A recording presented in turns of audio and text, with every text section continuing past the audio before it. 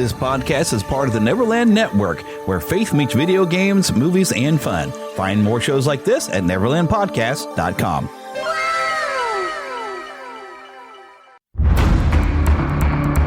From days long ago, from uncharted regions of the universe, comes a legend.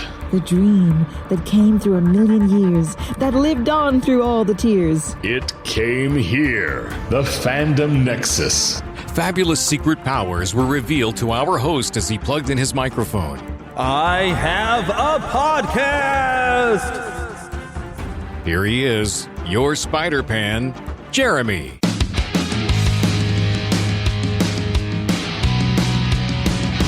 Hello.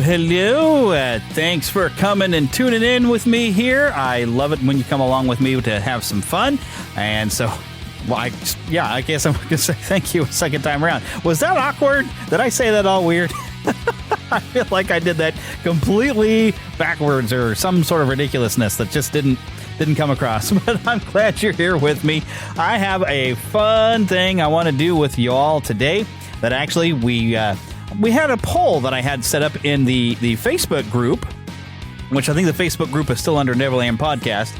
But I had a poll that I ran, and I was asking some questions about people's favorite cinematic climax, right, of a film.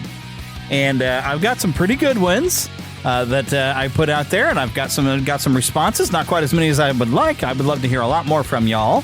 But I'm going to share those with you today. That is my plan for the show. But then as life would have it, we've recently lost another, well, I don't know about legend, but a very important actress from the 80s. And since we cover a lot of retro stuff, I want to make sure we spend a little time to share some tribute for the great Loni Anderson and her history in the 80s, that she was in a lot of television shows and a lot of a very beautiful woman and very, very comedic. And I wanted to spend some time on that. So that's what we'll be doing today. I was hoping to have some people on with me. Things have not quite worked out that way for me. So I'm going to discuss all these things, just me and you. So thanks for coming along with me to hang out with me here. Spend a little time of your day driving or in the office, however you got here and whatever you're doing right now. I'm glad you're here. So without me getting all gushy, I suppose we should get on with the show. So, all right. So the usual stuff. What have I been watching? And okay, so here's the thing. So I'll qualify this as something that I've kind of been watching. Is we're getting close to football season. And okay, I'm in Kansas City. So yes, I'm a Chiefs fan. So all of you people who hate the Chiefs, go ahead, get it out of your system now. But I've been watching some videos from training camp. I mean, I work in St. Joseph, Missouri at a television station. So of course, some different things about training camp is going on. And I've actually got to make some things for our training camp programming. So we've just completed all of that. But the NFL on their official YouTube channel had a best of Patrick Mahomes. They had like a highlight reel from last season. And, it was really kind of just fun to watch and kind of getting my mind in. They're ready for football season. Baseball season's still going strong. True. The Royals are not so much going strong. True. So, I get excited. It's time for football season. The Royals are doing okay, though, I think. But will the Royals make it to the playoffs? Probably not. Will the Chiefs maybe make it to the playoffs this year? I should hope so. And they even get a chance of redemption against the Eagles, because I don't even want to discuss what in the world went wrong at that Super Bowl. It went all kinds of wrong. Okay, we'll just put it like that. And so I'm hoping for things to turn out a little bit better. And they're really have been working on bringing back the explosive offense that we kind of got known for when Patrick Mahomes first started playing with us. We've kind of had to. We've adjusted offense. We want to keep, I guess, defense is kind of guessing at what's going to happen, but they've been working on bringing back that explosive offense, working on some weaknesses we had in the offensive line. So I hope that this will be the season that nobody gets to use the excuse thinking the refs are somehow or another in our back pocket, because we know that's not true, and you seem to ignore when the refs do something in your favor. Because we've had a little more bad calls against the Chiefs. Believe me, when you watch the entire season, we were not got the refs on our side. The magic of Taylor Swift is not somehow or another making them winners. We just have some good players on our team right now, which we have waited a long time for. Really have. I've gone, goodness sakes, how many years? 40 years of my life at least before I mean, we've had some decent players in my life. Well, we had Joe Montana for a little while. That was fun. But to have this caliber of a team that's, I mean, goodness, they've won 3 Super Bowls, almost went to 3 in a row, or almost won 3 in a row, but a total of 3 Super Bowls here in the last few years. Then we add that to the old Len Dawson Trophy and everything. It's an amazing thing to have it happen to your hometown team, and I hope it happens for your hometown team if you even care. I know of at least one of our faithful out there is not a football fan, so he'll have his fun saying, "Oh, Jeremy's talking about sports ball again." So yeah, I know some of you are out there that you're not into this sort of thing, and that's okay. You don't have to be, you know. If it's not fun for you, I hope you find other things that are fun for you and you go and enjoy those. Right. So let's get into the fact that Loni Anderson, Loni K. Anderson, was born August 5th, 1945, and just passed away here on August the 3rd. She was best known for playing receptionist Jennifer Marlowe on the CBS sitcom WKRP in Cincinnati from 1978 to 1982, which earned her nominations for 3 Golden Globe Awards and 2 Emmy Awards. Which I mean, I remember watching that in my early years of life. I mean, I was only like 1 year old when that show started, but of course it was on in syndication. And so I think I got more familiar with the characters in syndication, even though I was still very little. And I don't know if all the jokes really got to me, and because I mean, that would have went off the air when I was about kindergarten, first grade. But you still had unsyndication. And so I continued to watch it as I got older and understood a little bit more of the humor of the show. And I mean, to tell you the truth, okay, Loni Anderson, yeah, she's a very lovely lady. But I cannot think of the character's name, but the brunette lady on there, I married a brunette, okay? I like brunettes. Nothing wrong with any of you blonde-headed ladies out there. You're lovely, I'm sure. But I kind of liked her. And of course, when you look up that actress, I mean, she was like a former pageant winner and stuff like that. So, I mean, yeah, very, very, very lovely ladies and very funny characters in there. And, I think that planted some seeds in me when I was very young, that I was kind of just the idea of being on the radio and playing music and everything. It planted some seeds in me, I swear, to where later I'd go on to record and make little shows on cassette tapes, and look where that's landed me. And now I've been podcasting for over 12 years now. We're in the 12th year, I guess now, here, aren't we? Yeah, in the 12th year, because I've been doing this since 2013. And from that has landed me careers in radio and in television, where the most I get to use my voice is I do voice a lot of ads that I make because I like doing that. I think I'm better at voicing the ads than I am actually making the ads or filming the ads. On the visual stuff, I do all right. I think sometimes my technical wizardry is more what people want me to be able to do, is figuring out stuff in the computer and be able to take care of things. I get more relied on than that, I think, than any of my other skills at filming anything. But I do voice a lot of things, and people seem to like when I do that. So, that's where my talents really lie. But I'm trying to use my talents the best I can in my current career. So, that's kind of the way it goes. But WKRP, I say, probably planted some seeds. And especially, I'm sure we all liked Johnny Fever. And I remember seeing the episode. I'm kind of focusing a lot on that show more than I am Loni. I'm sorry. But like the opening episode when he talks about getting fired for saying booger on the air. And then when they changed station format from playing like, classical and easy listening to suddenly playing rock and roll, he suddenly grabs the microphone and says, "Oh, by the way, booger!" And and history was made. Well, let's get back to Loni Anderson. She was actually born in St. Paul, Minnesota. She's the daughter of Clayton Carl Andy Anderson, an environmental chemist. Wow. And Maxine Hazel, nee Kalin, a one-time model. That doesn't surprise me. That's probably where Loni got her looks from. She grew up in suburban Roseville, Minnesota. As a senior at Alexander Ramsey Senior High School, she was voted Queen of the Valentine's Day Winter Formal of 1963. And as she stated in her autobiography, My Life in High Heels, oh, that's funny. I like that. That's a good title. Her father was going to name her Leilani, but realized that when she got to her teen years, it was likely to be twisted into Leilani. So it was changed to simply Loni. Well, now that's interesting. I did not know that. Okay, so there's a large section about her career, which I kind of, let me just go through some of her like filmography here. We got stuff going back to like 1976, where she was uncredited as Peaches in Vigilante Force. Popped up in Stroker Ace, was nominated for some Golden Raspberry Awards for Worst Actress and Worst New Star. 1984, The Lonely Guy as herself. All Dogs Go to Heaven, she was the voice of Flo. She was in Munchie in 1992, Three Ninjas, High Noon at Mega Mountain as Medusa, and A Night at the Roxbury as Barbara Butabi. But where she's more known probably is in a lot of her work on television. And she did even the Jane Mansfield story where she played Jane Mansfield. Did a show called 3 on a Date, something called Sizzle, Country Gold, My Mother's Secret Life, A Letter to Three Wives Stranded. But here we go, 1986, The Other Thing, where she played L.K. McGuire, Easy Street. I feel like this is a show that it kind of got completely forgot about, right? Did y'all watch Easy Street? This is where she's a very wealthy person, and I don't remember what it was. I don't know if it was like a Different Strokes kind of thing where it was like a family friend, but she finds this older guy, and this is a guy that you used to see in old westerns where he's got like the one kind of crooked, lazy eye, and his friend. She takes them in to live in her mansion. And that was the premise, and it was a very fun, entertaining show. I remember that, but I couldn't tell you much more about the episodes. I just remember we watched it all the time, but I guess maybe it didn't last very long.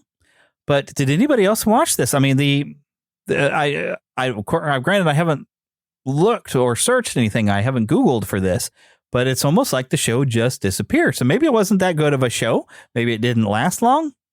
I don't know. But I mean, I remember as a child, I was watched it and I enjoyed it, but that was 1986, so I was not even 10 years old. So, you know, sometimes the stuff you enjoy when you're a kid, you watch it later and you're like, wow, that wasn't as good as I remembered it. So it could be one of those things.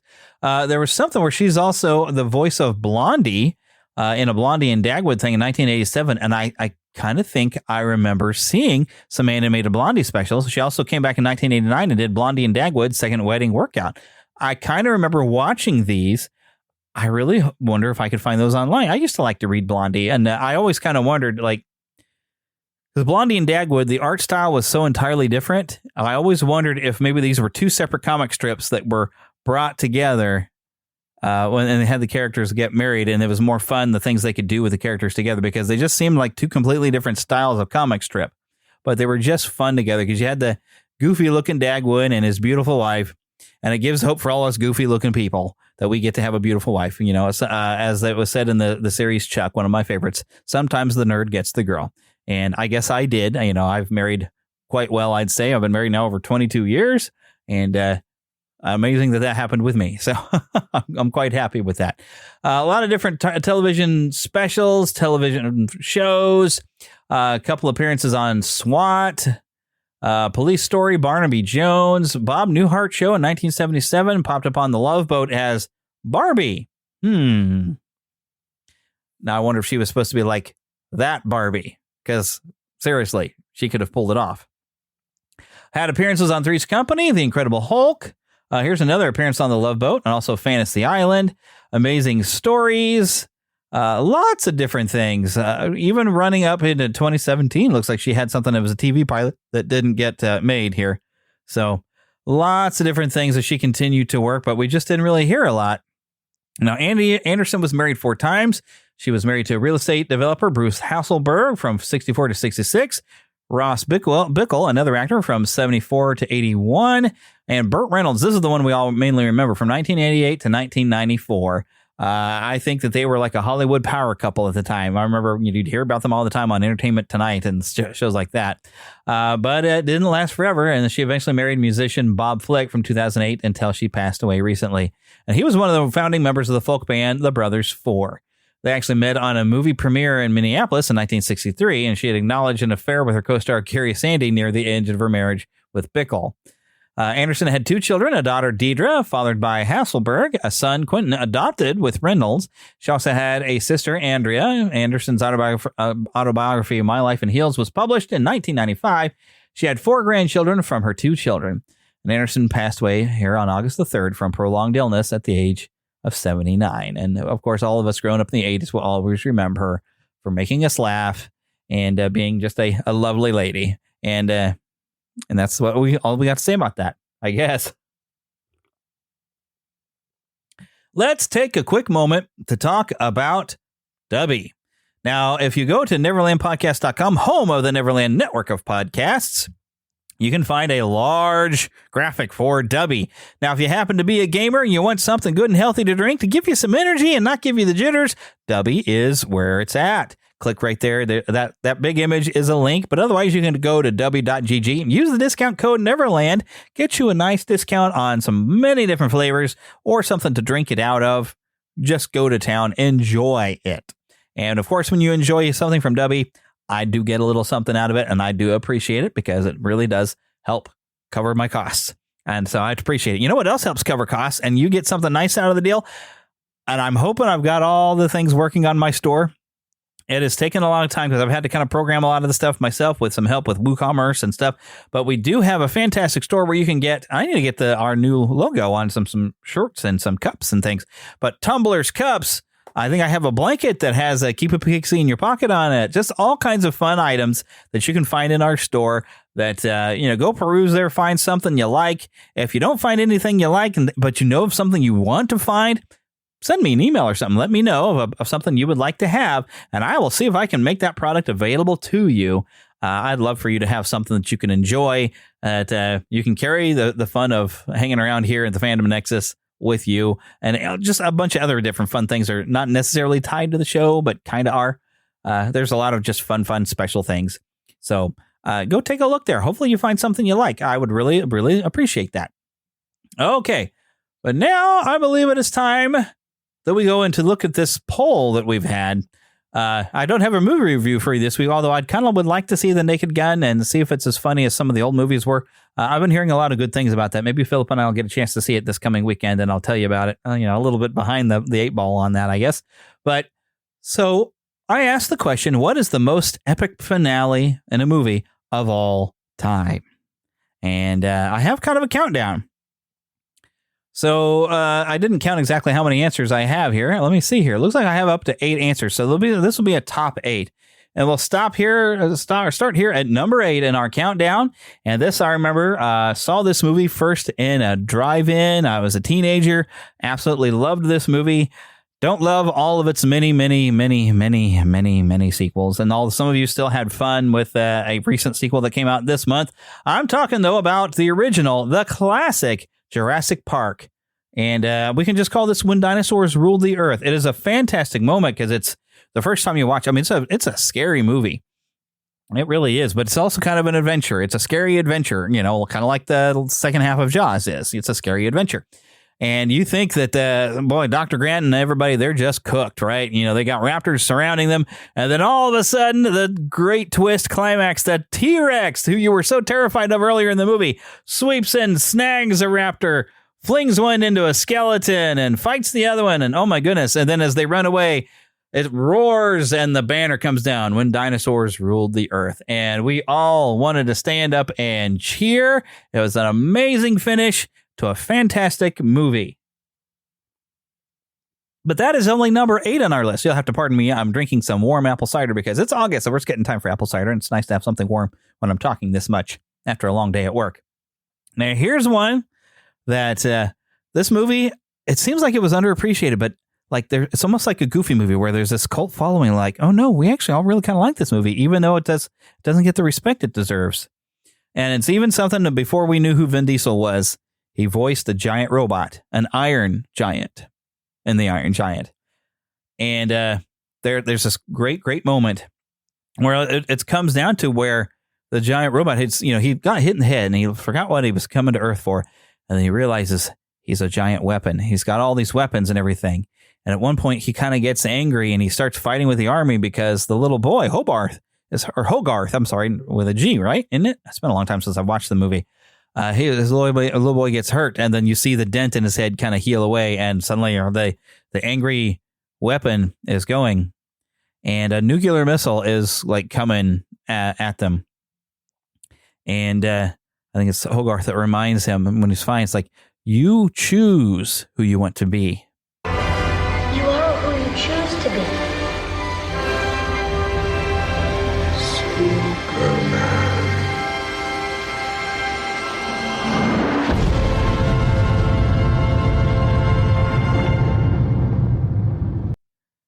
And instead of being a weapon, the Iron Giant flies into the sky to go stop that missile.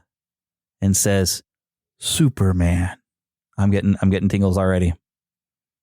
Sorry, give me a minute.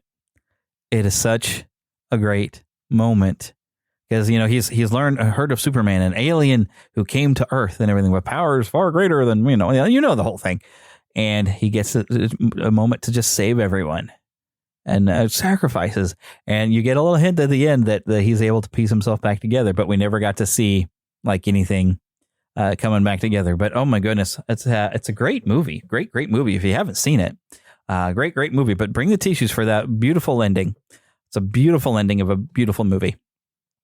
Okay, we're going number 3 on our countdown, or well, not number 3. I'm sorry, this would be 876. Number 6 on our countdown.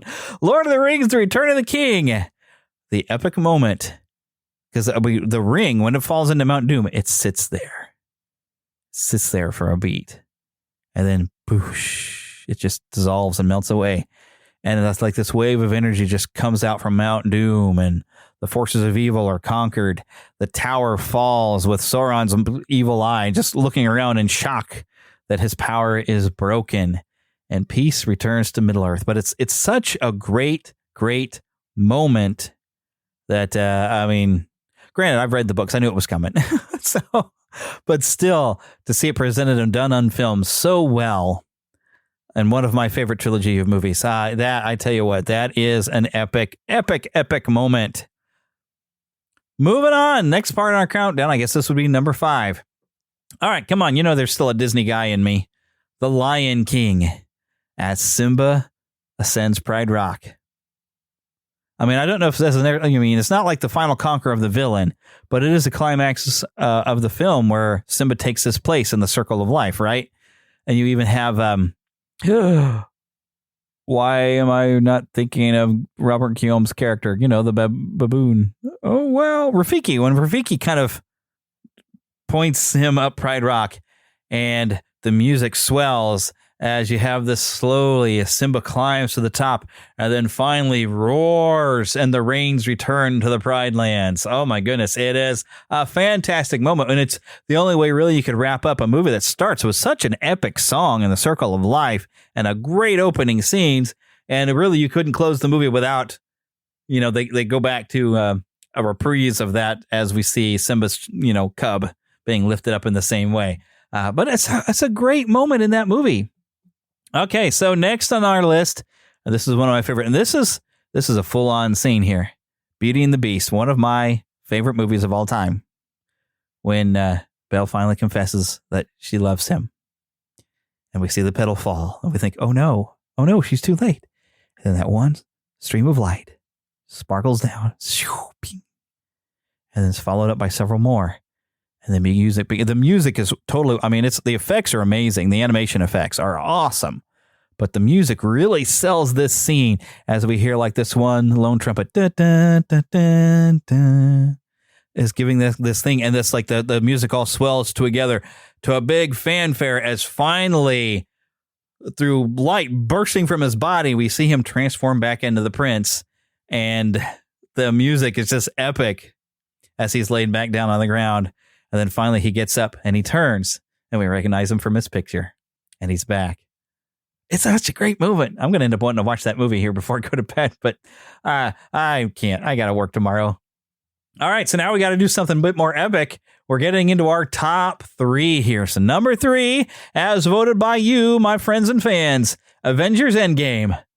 I am Iron Man.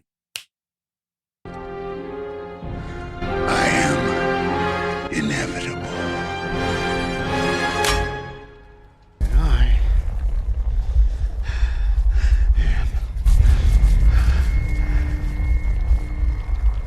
Iron Man. Oh, heck yes. Now,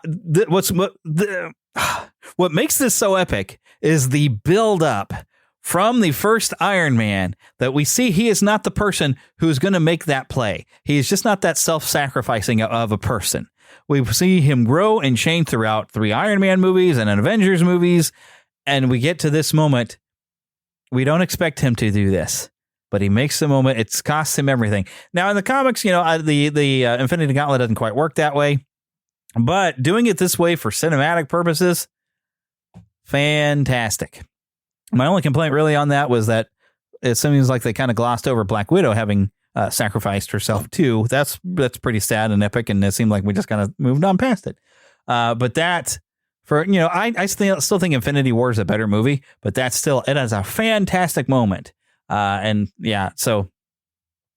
I think what makes it so fantastic is just that we had like 10 movies to build up to this moment, so worked out really good. Okay, now here sitting at number 2 was, I think, the inspiration, because if you listen to Watching Movies with My Pastor, over the summer we have, I think actually last episode I managed to get recorded. We are coming back with that, I promise. It's just we've had a complicated life here with Philip and I, with a dear friend of ours who really needed Philip's help. But we watched Jaws, and oh my goodness, that final moment after the sheer terror of the captain there. Why am I not thinking of his name? Played brilliantly. Such a great character. We see him getting eaten off the side of the boat. We've also lost. Wow, my brain is not functioning. But our other guy with a well-known actor who we've lost in the cage, and we think maybe he's gone. We thought, oh no, so it's just down to Chief Brody. There's not much of the boat left, and it's it. If Chief Brody doesn't find a way to stop this shark, he's done with. Now in the movie, it's much better than the book. The book, the shark almost gets him, and then it finally just succumbs to wounds and just falls. Not exciting. Not exciting at all. The movie? Smile, you son of a...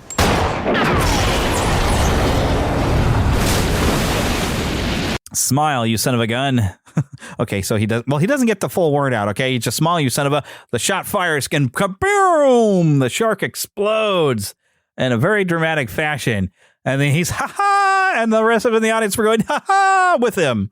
So the unknown actor Roy Schreider out there, like being the sheriff that doesn't like being on the water and all the other stuff, ends up being the hero of the day. The unexpected hero of the day. That is a brilliant movie. And I'm not like a huge fan of that movie, but golly, is it a good movie. So I think the reason I'm not a fan is that movie kind of messes me up. It's kind of terrifying for me. I think the first half of it's very much a horror movie. And I think what kind of does it for me is the little boy. That is horrible. That little boy who gets taken. And then when they had people have made the little trying to be funny toys with like the blood spurt and having like the little like raft with a bite out of it, and they have it like that's a toy. It's like, oh come on, that's horrible. So, but yeah, that movie is disturbing. Plus the woman at the beginning, that's a very disturbing scene. The whole thing, it's just terrifying. But that's what makes good cinema, though, too. And now our number 1, and this is even the one that I voted for. This is probably one of the first epic cinema moment I think I ever saw. Watching Star Wars, and I'm not going to call it A New Hope because it's Star Wars on television on HBO, when prepare to fire and everything, and they're getting ready and they're locked on an Alderaan, and then the Death Star explodes, saving not Alderaan, I mean Yavin. I'm sorry, Alderaan was unfortunately already nuked, but the rebellion is saved. The Death Star explodes. Darth Vader unfortunately gets away. Or fortunately, if, we consider he does help, kill the Emperor. So, I'm sorry. Did I spoil a movie that's like 40 plus years old? So, I have a fantastic moment, and my choice for best cinematic moment, and your choice. Y'all voted. Well, not everybody voted for Star Wars, but that was the top vote getter, was Star Wars. The Death Star explodes. I have you now. What? Yahoo! Look out!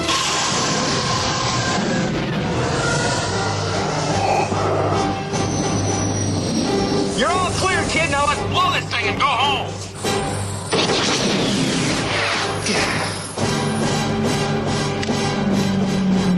Stand by.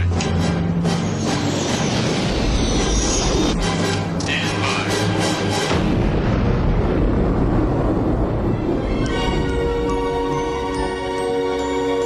So that was the choices. Wow, this is a very, very short show.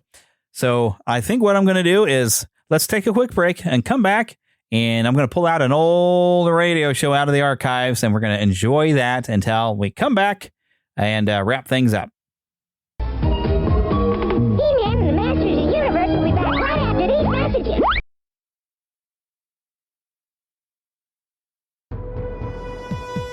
Are you a fan of Adventures in Odyssey, Lamplighter Theater, or Jonathan Park? Want to join other fans for discussions or behind-the-scenes info about these shows?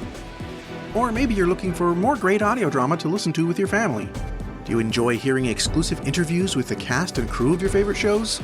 Then Audio Theater Central is the podcast for you. I'm JD Sutter. Since 2010, Audio Theater Central has been exploring the family-friendly audio drama world through news, reviews, and interviews.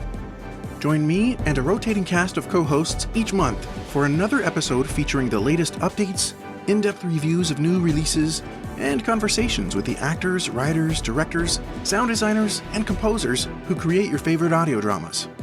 And maybe we'll introduce you to some great shows you've never heard of before. Find us at audiotheatercentral.com or in your favorite podcast app. That's audiotheatercentral.com. And now back to He-Man and the Masters of the Universe. Bristol Myers, the makers of Sal Hepatica for the smile of health, and Vitalis for well-groomed hair, present The Alan Young Show.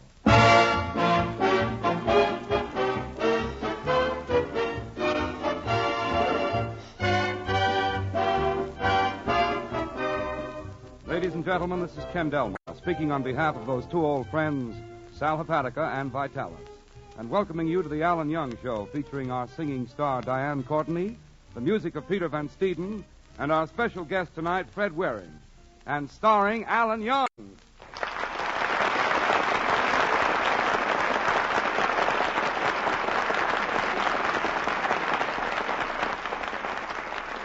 Well, folks, here we are outside Alan Young's house. Alan has a beautiful home. In the summer, he has ivy climbing up the wall. But not in the winter.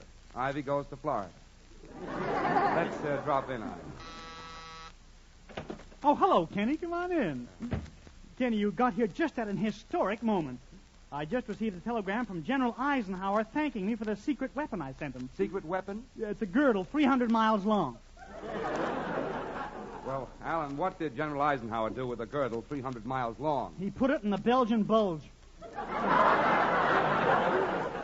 Well, the general did very well without you, Alan. Yeah. He's closed the Nazi escape route, and Von Rundstedt is almost surrounded. I wonder what Von Rundstedt is doing right now. He's probably standing there and singing "Don't Fence Me In."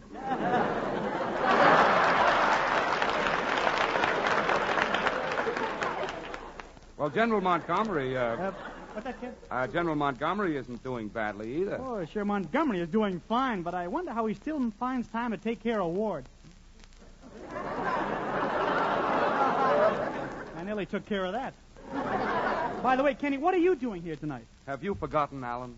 How could I forget Alan? I've known him ever since he was a baby. Oh, you mean have I forgot? Alan, tonight is the night we're having the meeting of the Alumni Association Senior Prom Committee of the Ladislaus T. Fink High School. Don't you remember? You're committee chairman again this year. Oh, yeah, good old Ladislaus T. Fink High. Now, who else is on the prom committee besides you and me? Well, your girlfriend Betty and Peter Van Steeden. They'll be here any moment. Oh, gee. Do I look all right, Kenny? My hair combed, my tie straight, my shirt clean? Yeah, you look fine. But I think the committee would like it better if you did one more thing. What's that? Put on a pair of pants. Some people are so unsophisticated. I'll slip into them right now. There we are. Now, that must be the committee. Hello, Mr. Young. Oh, it's my girlfriend, Betty. Welcome to my humble abode, Betty. Shall I carry you across the threshold, maybe? Why, Mr. Young, you can't carry a girl across the threshold unless you're married to her. Oh, it's not much of an inducement, is it? Oh, well, come on in, Betty. Hello, Betty. Hello, Mr. Delmar. Well, I'll leave you folks alone. I'll go in the kitchen and call up Peter Van Steeden. Kenny, there's no phone in the kitchen. I know. I was just trying to be subtle. I thought I'd leave you alone in the living room with Betty. Maybe you'd like to N-E-C-K.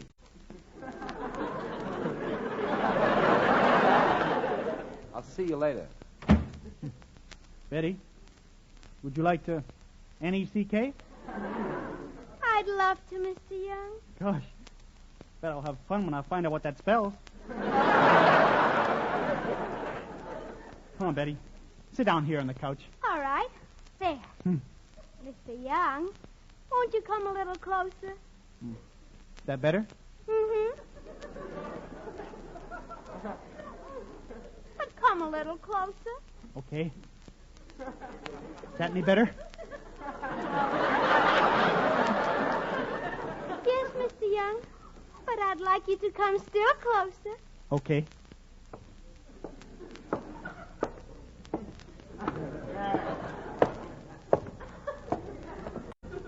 There. Is that close enough? Well, Betty, we're ready to plan another senior prom. Remember our senior prom? We were just two fresh kids graduating from high school. Yes. After 4 long years. Yeah, after 10 long years.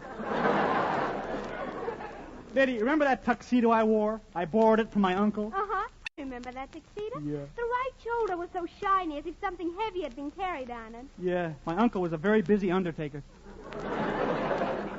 You know, we should... Break it up, kids. Peter Van Steeden's coming up the porch. Oh, Peter. Peter Van Steeden is here. The negotiations may commence post-haste under my expert supervision and tutelage. Peter, where did you learn such big words? Why, everybody says I'm a walking encyclopedia. Well, wouldn't you like to sit down and rest your index? Come on in, Peter. Well, let's start the committee meeting. As alumni, it's our job to give the high school seniors the best prom possible. And about the dance music, Peter, last year you brought your band of 18 musicians. How much did it cost? $25. Yeah. Okay, you're hired again. Oh, not so fast. This year the price is $100. Why should I pay you $100 for a band that I paid $25 for last year? Well, during the year, some of my boys learned how to read music. That's ridiculous. For $100, I could get Fred Waring. Fred Waring? A fine conductor he is. Why, he can't tell the difference between a baton and Frank Sinatra.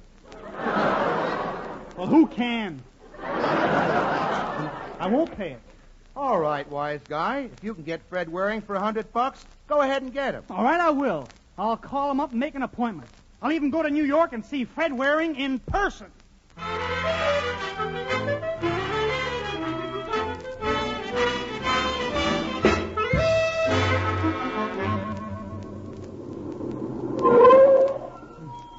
Here's the railroad station, Alan. Oh, thanks for the lift, Kenny. The New York train should be along in a minute.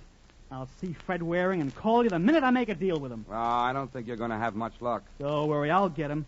You want to wait till my train comes in, Kenny? No, I'll have to be getting back to my drugstore pretty soon. I can't depend on the boy I have there to know exactly what to say to customers. I don't get you, Kenny. What do you mean exactly what to say to customers? Well, you know, there are a lot of items you can't get at your drugstore now on account of the war.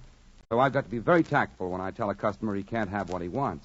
People are inclined to get mad and blame it on the druggist.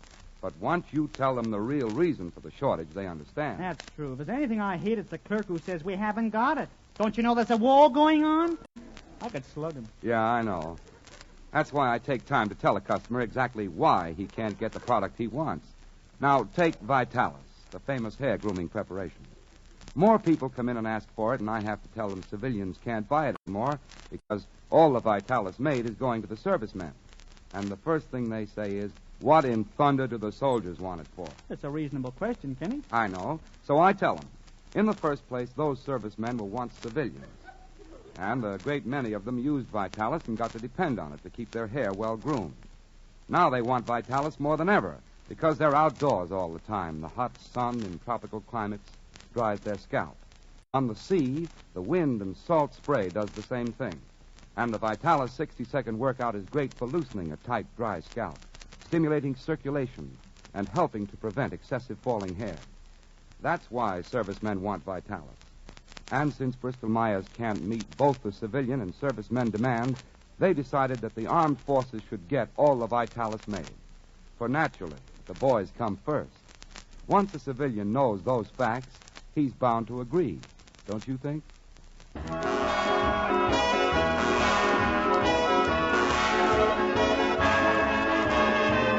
And here is our glamorous singing star, Diane Courtney, to sing Strange Music.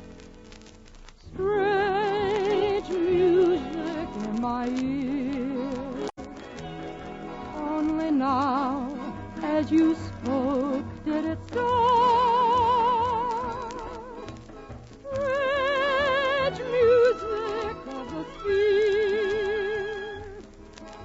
its lovely hum coming from my heart.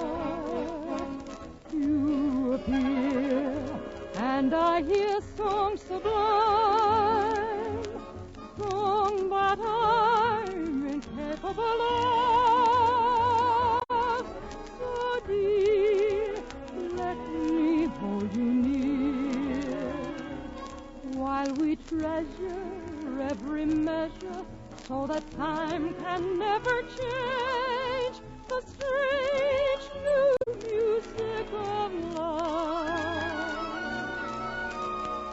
You appear, and I hear songs sublime, song that I'm incapable of. So dear, let me hold you near, while we treasure every measure, so that time can never change the strange new music of love.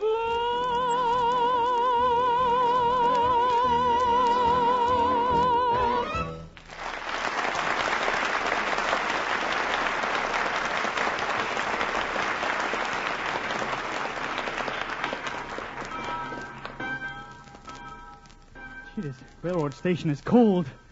A New York train should be in any moment. I'll show Van Steeden whether or not I can get Fred Waring for the senior prom. That guy thinks he's a... Oh, what's that on the wall? Peanut vending machine full of salted peanuts. Nobody's around the station. I guess you have to put a penny in it. Oh, well, I'm a sport. What's a penny?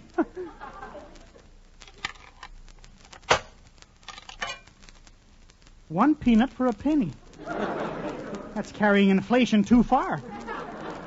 Should I risk another one? Ah, what the heck? I get my allowance tomorrow.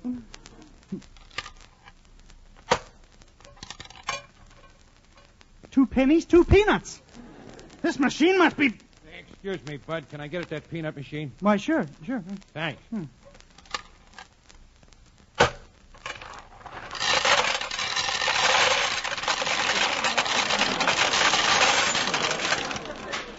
Okay, thanks. You're welcome.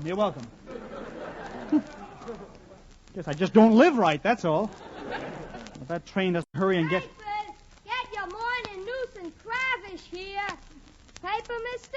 Oh, hiya, Mr. Young. Why, it's little David Dittenpfeffer. Hello, David. Paper! Get your morning paper here. What are you doing around the railroad station, David? You, selling newspapers? No. I just landed from a submarine. I'm going to blow up the train, nosy. That's fine, David boy. Always keep busy, you bet. You.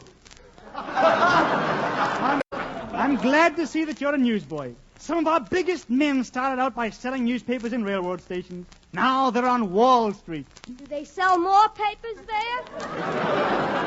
Ah, David boy, you're as sharp as a tack. And I'd like to put you on a chair and let somebody sit on you. But the reason I have... Achoo! Bless you. Thanks. David, haven't you got a handkerchief? Sure, but I ain't allowed to lend it.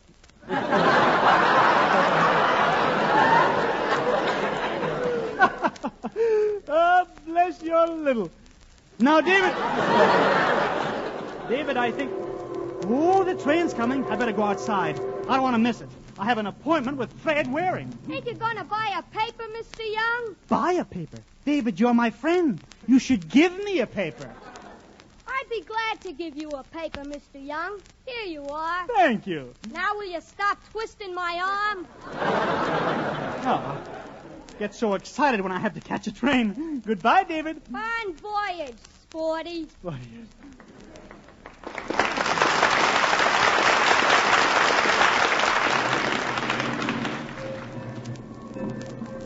What? New York Express?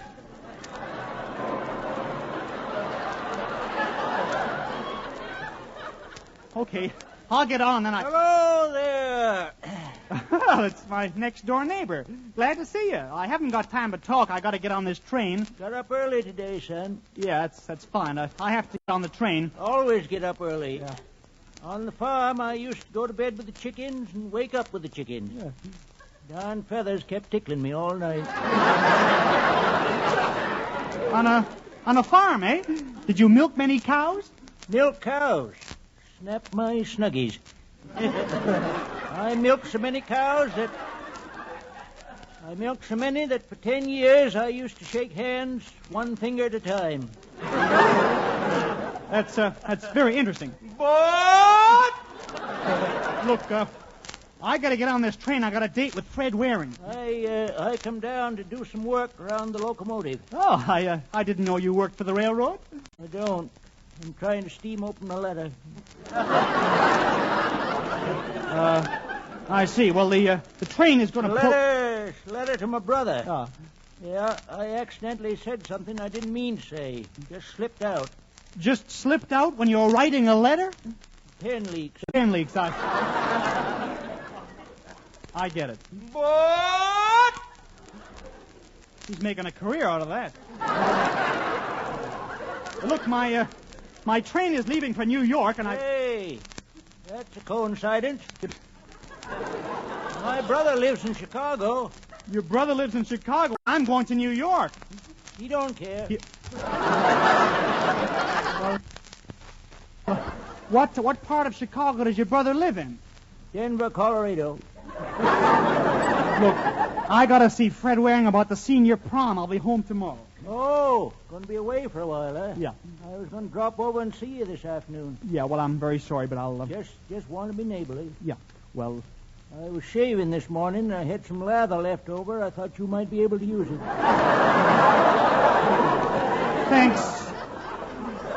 Thanks very much, but I use an electric razor. Now, I've got to... What? The train is pulling out. Hey, wait for me! Wait for me, hey! Dad ratted chatterbox. I thought he'd never leave.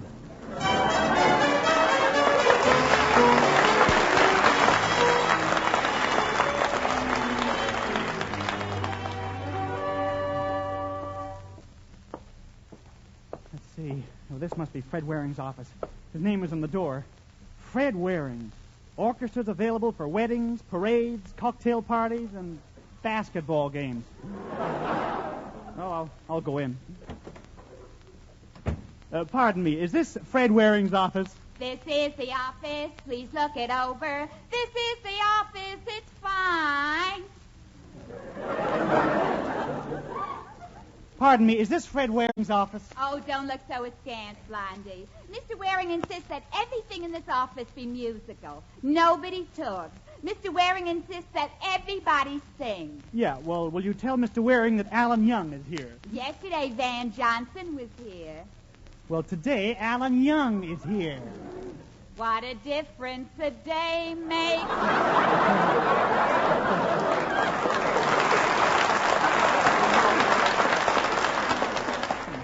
Look, please tell Mr. Waring that Alan Young is here. Oh, he's very busy now. He's preparing his next week's radio broadcast. You know, he's just moved his show to a new time. Thursday, 10 o'clock Eastern Wartime on the Blue Network. But I'll ask him if he could see you. Now, in the last number, I want more pizzicato. What do you think I got two fiddles for? Modulate the harmonic interpolations. Segue to a tonic arpeggio with a diminishing counterpoint. But I want to hear those two fiddles above the fortissimo brass and percussion. Gee, listen to that awful language. Mr. Waring. That's my name.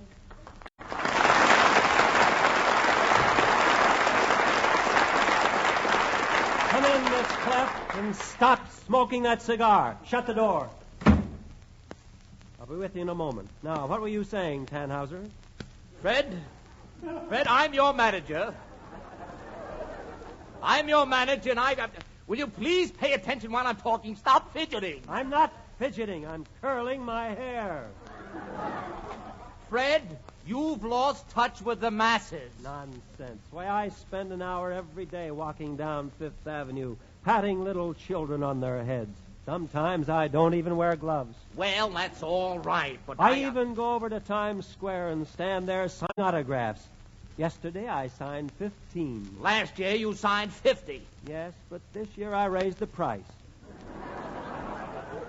Now, look, Fred, what you've got to do is make more personal appearances. Oh, Mr. Waring, there's an Alan Young waiting to see you. Young. I'm beginning to hate that word. Alan Young? Oh, yes, he wants me to play at some high school prom. Tell him I'm not interested. No, you don't. Now, that's just what I mean. You're going to take that job, even if they pay you as little as $100 a man. $100 a man? Yes. Now, send in Mr. Young, Miss Clef, and I'll see you later, Fred. You can go in now, Mr. Young. Thank you. How do you do? Are you Fred Waring? Yes. Oh, I expected a much younger man, Mr. Waring. I want to tell you I've listened to you on the air, and I think you're one of the finest musicians in the country. I know. Yeah, well, I wanted to ask you something, Mr. Waring. Please be brief. I'm always short and to the point. You're short, but I wouldn't say you came to a point. Oh, yes. Well, I'm head of the Alumni Association Senior Prom Committee of the Ladislaus T. Fink High School. Could anything be lower? Yeah, well, we'd like to have your entire organization of Pennsylvanians play for our senior prom. Well, as you know, my organization consists of 69 Pennsylvanians. A telegram from Philadelphia Draft Board. 68. Now, how much are you prepared to pay? $100. $100. That's the least my agent told me to take. It's a deal. Fine. The dance is next Saturday night in the high school gymnasium. Okay, it's a deal, but on one condition. What's that, Mr. Waring? In my dressing room, there must be an electric outlet for my curling iron. I'll arrange it, yes. Thank you, Mr. Waring. Thank you very much. I'll be seeing you. Goodbye. Young, you forgot something. I did, Mr. Waring? You may get up off your knees now. Oh, thank you.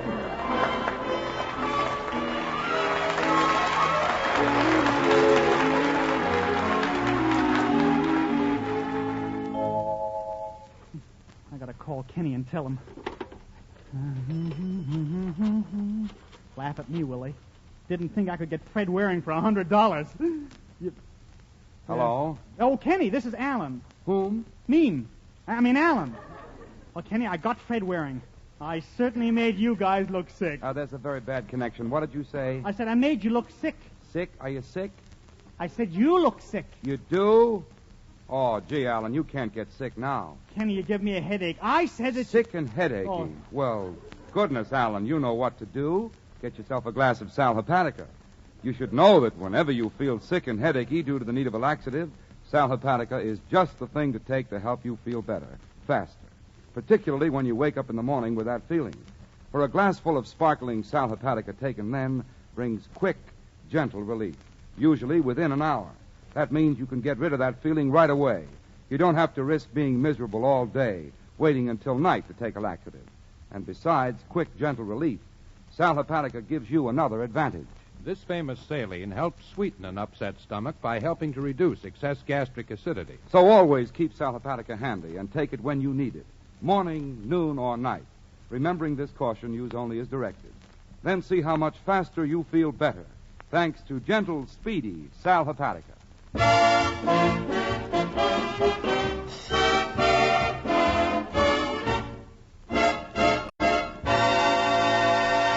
It's the following Saturday night in the gymnasium of the Ladislaus T. Fink High School. The senior prom committee is making last-minute arrangements. Oh, Mr. Delmar, where's Alan? Why, he's out in the middle of the gymnasium dancing.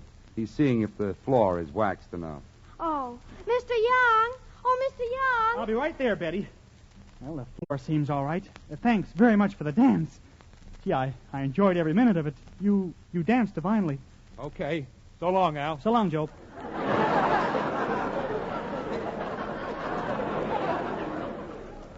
Betty, did you want me? Yes, where's Mr. Waring? He's rehearsing his choir. Gee, Mr. Waring certainly has a wonderful organization. Yeah. Why, you'd know anywhere that those singers work for Fred Waring. Yeah, he's got his name tattooed on their foreheads. Oh, here he comes now. Mr. Waring, you ready? Yes, Mr. Young, but I've a complaint to make. Something wrong? Yes, this current is DC, and my curling iron is AC. Oh, I'm sorry. Hi, Alan. Is the clam bake proceeding satisfactorily? Oh, Peter, I didn't expect you, but I'm glad you're here. Peter, I want you to meet Fred Waring. Glad to meet you, Mr. Herring. Waring. Fred, this is Peter Van Steeden here. I'm a leader, too. Oh, really? Of what scout troop? Now, look, I have to open the doors. The seniors are waiting. Mr. Young, there's one thing you should know. Yeah? My musicians work in war plants. If they hear a factory whistle blow, they'll have to leave, even if it's in the middle of a number. Oh, no factory whistle's going to blow, Mr. Waring. Come on, let's welcome the dancers, shall we, Fred? Right. If the factory whistle blows, the musicians will have to leave. This is too easy. Oh, blow, factory whistle, blow. Mr. Waring, the dance is about to begin. May I please have a fanfare, if you don't mind?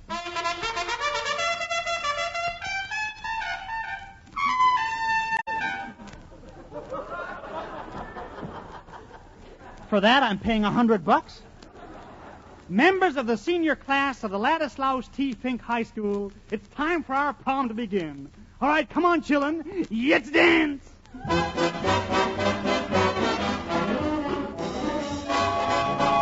Hey, it's time for the night shift at Lockheed. Come on, fellas. Hey, the trumpet players and the trombone players are leaving. Hey, come on, boys. It's time to report the Sperry gyroscope. There go the saxophones. All those who work at Boeing, follow me.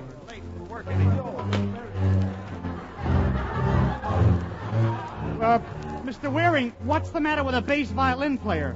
He can't get a job. He lost his birth certificate. Well, stop it! Stop it! I told you the boys worked in war plants, and they'd leave if they heard factory whistles. But there aren't any factories around here. I don't understand it. Say, Alan, if you need an orchestra, my boys are waiting outside. Now I understand it. Peter Van Steeden, you did this. Look, Mr. Young, this is no concern of mine. I fulfilled my part of the bargain. Where's my money? I'd like to get paid. Well, certainly, Mr. Waring. I'm very sorry. Here you are. $100. Fine. Now, where's the other $6,700? $6,700? But you agreed to do it for $100. $100 per man. 68 Pennsylvanians, that's $6,800. Cigarette? No? Look, you made the deal. You're responsible. I'll sue you for the money, Alan Young. I'll sue you. Well, please, keep it on. Mr. Waring, I think I can settle this. You're on the radio? Every Thursday night on the Blue Network, 10 o'clock, Eastern War Time. Well, who is your sponsor? The Owens, Illinois Glass Company. Yo, Mr. Waring, it stands to reason that if your sponsor sells more glass, you'll get more money, right? Right? If he does sell more glass, I will get more money. Mr. Waring, I'll pay you off the $6,800 I owe you right now. How now? Like this now. See that window? $10. See that window? $20. That window? $30. $45. $60.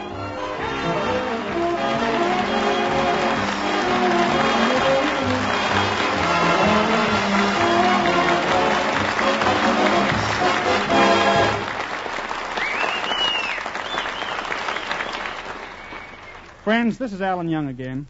We've all been asked to hold on to our money, to buy only what we really need. The government asked us not to spend foolishly. That'll start inflation, and if this country is hit by inflation, you can imagine what it'll do to the war. It's up to every one of us to hold those prices down. So let's all buy only what we really need, pay no more than ceiling prices when we buy, and save as much as we can through war bonds. Do that, and you'll be doing a really important job for the war and for the peace to come. Now, friends, I'd like to thank Fred Waring for being here. I hope you'll listen to his fine program over the Blue Network every Thursday night at 10 o'clock Eastern War Time.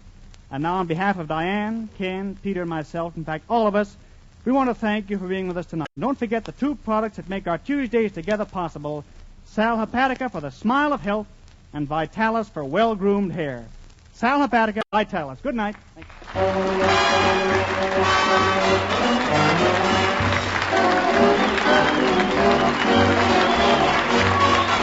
you.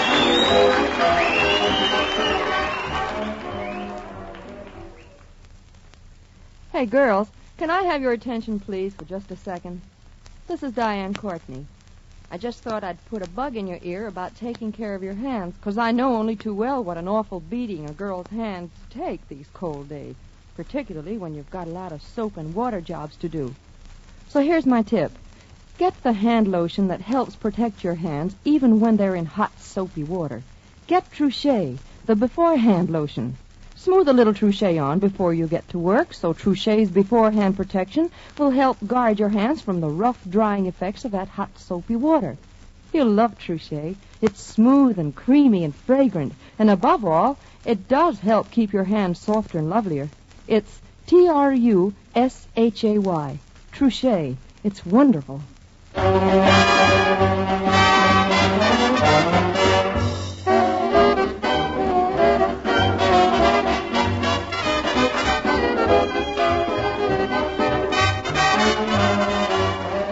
Now hold it, folks. Stay tuned to this station, for here comes the Gracie Fields Show, starring Gracie Fields with that funny man, Fred Brady, immediately following station identification. This is the Blue Network.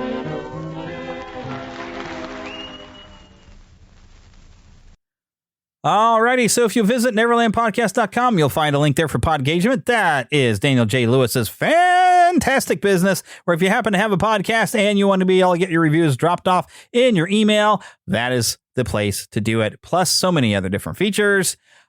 Just go Podgagement, click through my link there. I get a little kickback. It's always nice. Podgagement, man.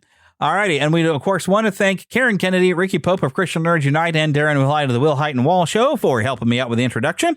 Of course, you can email us, podcast@neverlandpodcast.com. If we didn't happen to mention your favorite climactic moment of a movie, email us. Let me know. Heck, if I get enough emails with another list, we'll do this again sometime. I'm already planning on, I need to do a follow-up of some of the songs that made us cry or broke us in some fashion in movies. Also, don't forget, we're on X.com under Neverland PCast. We're on Facebook as the Fandom Nexus. That's where the page is where you can like. And that's fine. But we have more fun interacting in the group because you can actually post there. I would like to have a lot more posts from y'all. I know y'all are out there. Come and have some fun in the group. That's under Neverland Podcast. So I guess we'll call the Facebook group is the home of the Neverland network of podcasts, found at neverlandpodcast.com. There's other shows that I run. We're going to bring back the Mighty Marvel Tooncast. We're almost ready. My wife, Heather, has now caught up with every cartoon episode that we watched during the original run of the Mighty Marvel Tooncast. So the next thing I have her watch, we'll come and discuss it on that show. And for anyone who's a Patreon subscriber for this show or anything else on the network, I only have one Patreon account. So if you come and join our Patreon, you are going to get access to everything on the network. Well, of course, some stuff is you already get free access anyway because it's sermons from my church. So you can have that for free anyway, without any ads or anything like that. But you get bonus content with the Mighty Marvel Tooncast because my wife loves anime.